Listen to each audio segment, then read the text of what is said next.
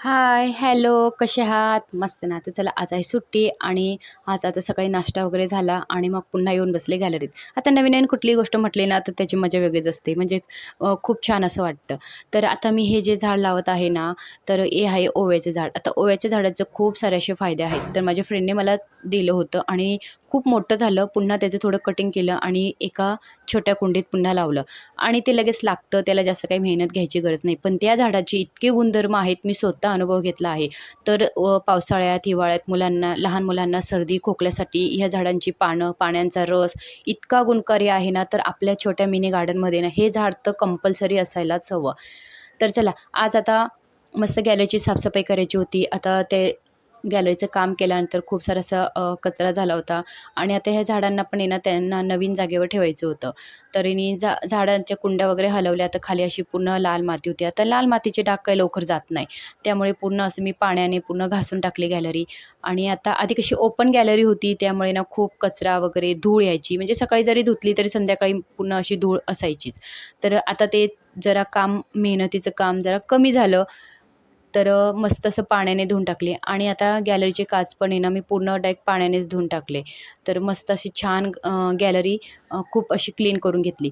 तर आता कशी माझी गॅलरी कशी दिसते, तर नक्कीच मला कमेंट करून सांगा.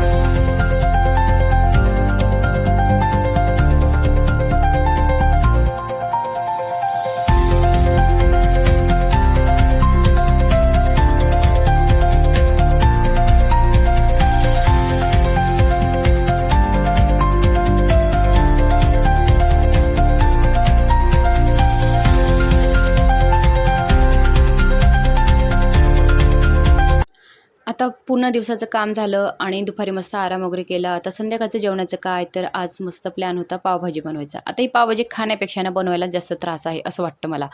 कारण आपल्या नेहमीच्या आणि रोजच्या जेवणाच्या वेळेनुसार आहे ना, याला जरा जास्त वेळ लागतो आणि थोडं जास्त मेहनत लागते.